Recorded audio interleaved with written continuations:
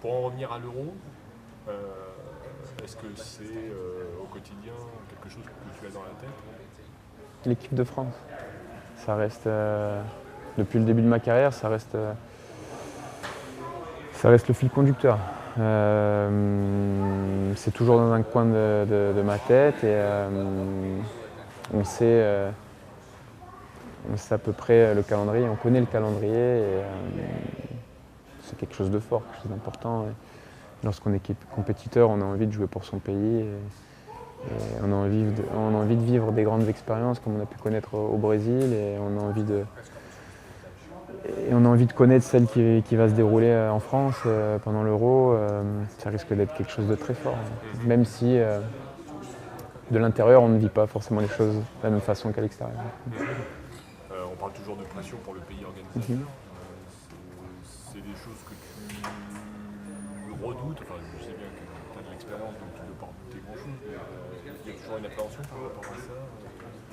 Le statut de favori. Oui, mais je pense pas qu'on ait le statut de favori.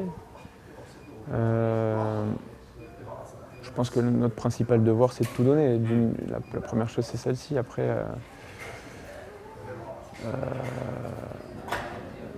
bien sûr, on est en France, on a envie d'aller le plus loin possible, on a envie de gagner. Je dirais, oui, ça fait bien forcément rêver, mais il y a des étapes à travers cette compétition. Et d'abord, la première étape, c'est la préparation. La deuxième, ce sera le premier match d'ouverture. Ensuite, il y a cette phase de poule qu'il faut bien gérer. Et puis petit à petit, voilà, ça se construit un succès. C'est pas juste dire on arrive et il faut gagner. Non, comment on gagne, c'est une autre question. Et ce sera à nous, voilà, de créer quelque chose entre nous durant la préparation, même si on a eu 2 ans pour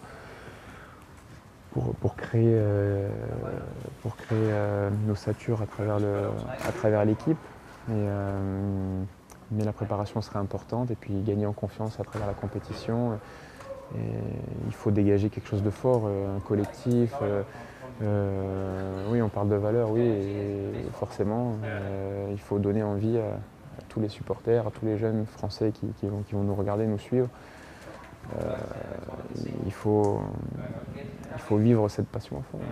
À travers les erreurs du passé, je pense notamment à Naïsna, vous vous êtes rapproché des gens du public, notamment à Clairefontaine. Ouais.